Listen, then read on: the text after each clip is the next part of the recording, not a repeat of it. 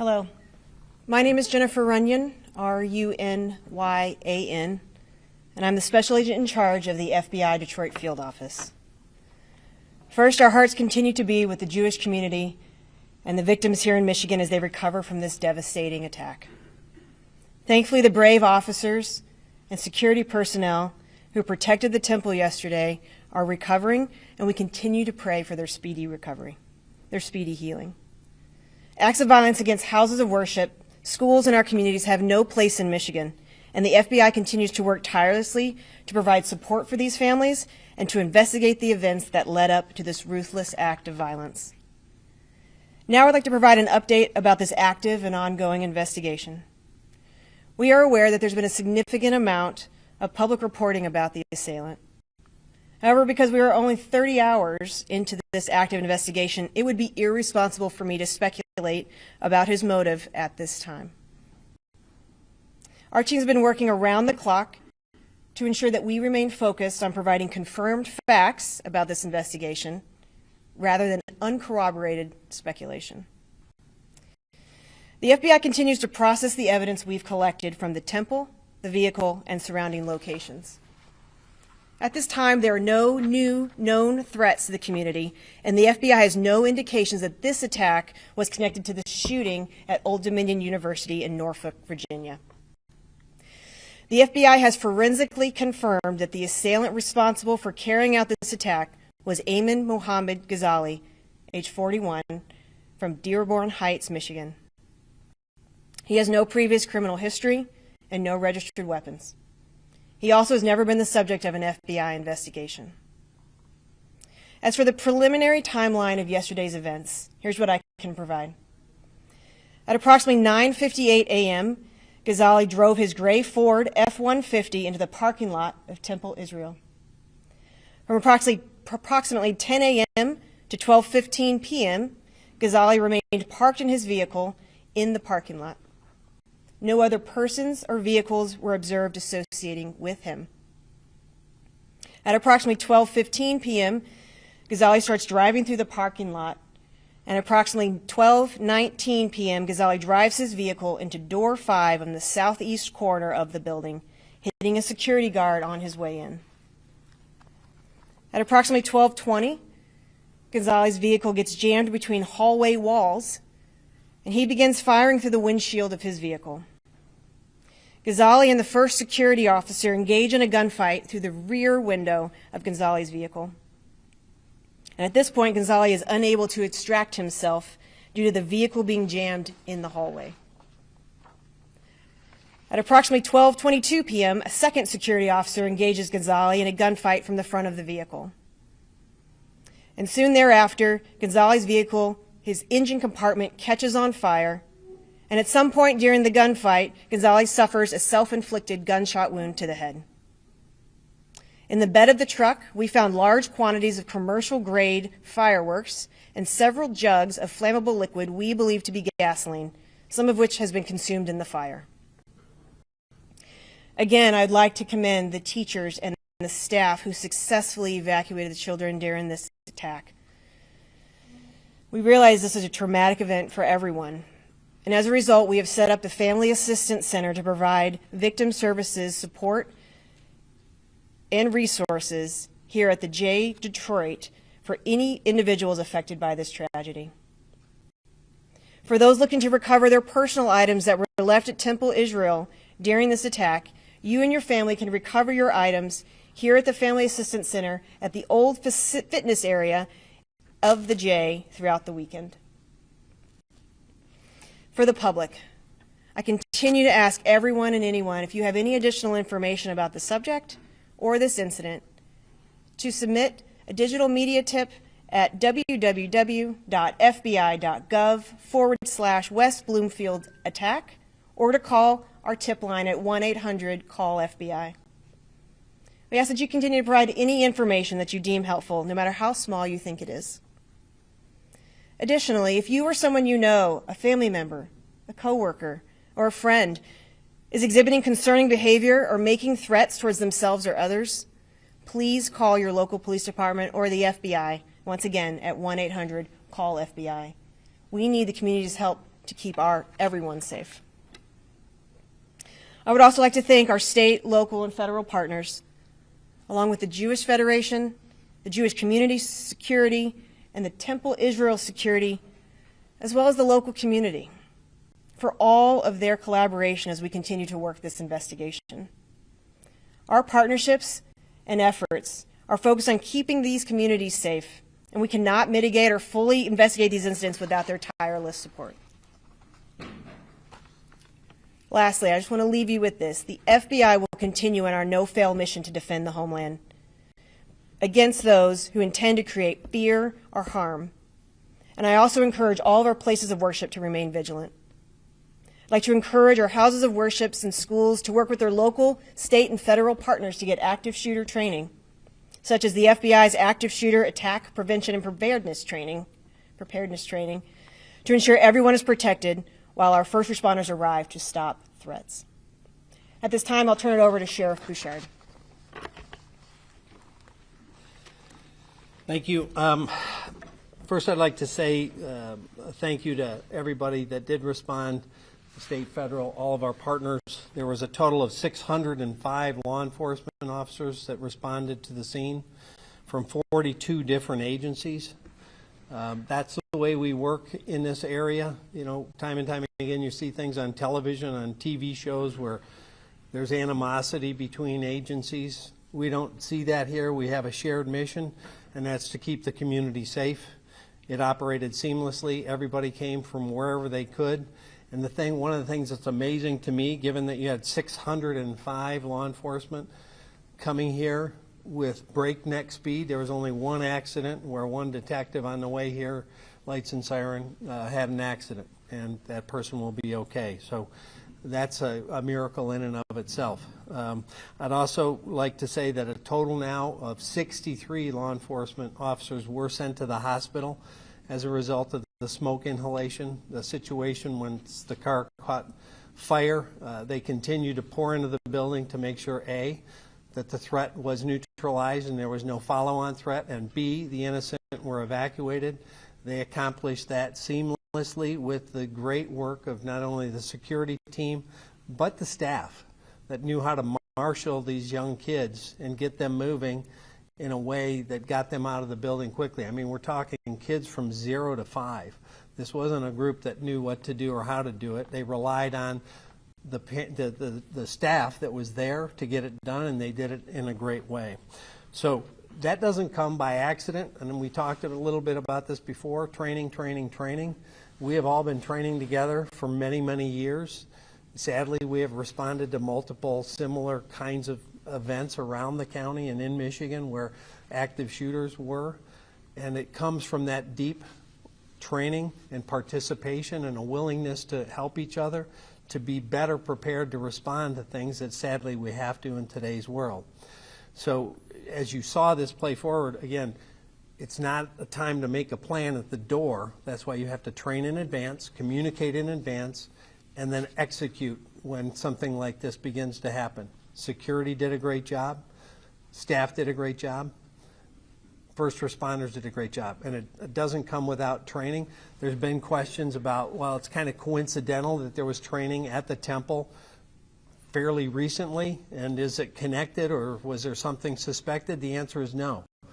We're training all the time as agencies with our partners, with our houses of worship, with our schools, and that was one of those such trainings. There was no credible intelligence or belief that it was about to get hit, but it's ongoing training throughout the community, and they did a great job executing that training. Also, I'd like to thank the community at large who has really poured out their support and affection for everyone involved. The Jewish community, first and foremost, has been, I think, uplifted and hugged from our community, and that's appreciated and is encouraged. If you know someone in the Jewish community, tell them you're with them. You stand against anti-Semitism. It's not tolerable on any level, anywhere, period. And also I'd like to thank, in addition to all of our partners, the Shenandoah Country Club and the Chaldean community, which served a lot of things, an incident command post and reunification center. They jumped right in and did everything they could and did that day, and they continue to do so to this day. And then finally, everyone here at this facility where we moved on day 2 has been amazing to make the facility and capability and staff available. It's those kinds of things. When you see the worst in humanity, you see the best. And we've seen the best in humanity respond to that here in this community. So I thank everybody for that. Good evening. Dale Young, Police Chief of West Bloomfield Township. I want to start off by saying that I echo many of the sentiments that you just heard from both the FBI and our Oakland County Sheriff. To my local, county, state, federal, and private partners, thank you for your invaluable assistance during one of the darkest days in West Bloomfield Township's history. To my officers, dispatchers, civilian staff, and fire partners, I am incredibly proud of how, without hesitation, you responded to this incident. You were pressure tested and demonstrated your readiness and the high level of your ability to respond to heinous acts of violence. To my West Bloomfield community, your Township Board of Trustees continues to invest in the professional development of its public safety personnel, to include equipping us with some of the best equipment in the industry. Your public safety is ready and vigilant to keep you safe. West Bloomfield, we will make it through this together. And with that, I'm going to turn it over to the Jewish Community CEO, Steve Ingber. I said this yesterday. I'll say it again. I'm not surprised. I'm not shocked. And we've got to stop this. That's point blank. And I also want to remind my Jewish brethren that we are here. We will be here. We will come out stronger. We may be down, but we will reunite. Tonight is Shabbat, and I ask all of you to say a prayer. And I want to thank everybody behind me and the 605 people that ran towards trouble. So when you're looking for a friend, when you're looking for who's with us, there were 605 people willing to give their life to save us. Thank God that didn't have to happen. Maybe we all have a better day ahead. We'll go ahead and take some questions now. Go ahead, Corey. Hi, Corey at the AP for Chief and Sheriff and Special Agent. If this guy drove from Dearborn Heights, he passed an awful lot of synagogues on the way. Is there a reason why he chose Temple Israel? Did he have any kind of connection with the temple or the congregation here? At this time, that's still part of the ongoing investigation. I don't have any information to show an intent of why this synagogue versus another. Special Agent, do you have any hard numbers on the number of rounds that were fired or fireworks found in the trunk? I don't yet. Right now, we're still processing and assessing everything that we have and sending to the lab. Obviously, fireworks also, when they catch fire, they condense and smaller, so we're working on getting an accurate amount of pounds, and I just didn't want to put out any inaccurate information today. Is it typical for somebody to sit in a vehicle for multiple hours at the parking lot? If so, I understand that, but if not, did security approach the vehicle while he was sitting there, or did nobody come up to it during that time while he was in the parking lot?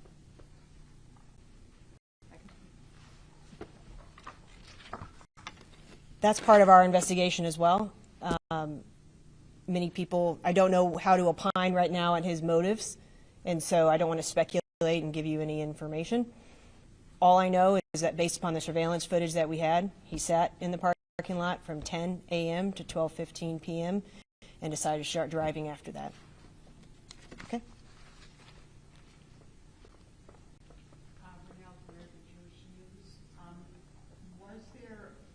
Did he have a self-inflicted wound as well? I should just stay here. Yes, ma'am. Preliminary reports from the medical examiner's office show a self-inflicted gunshot wound to the head. To the head? Mm-hmm.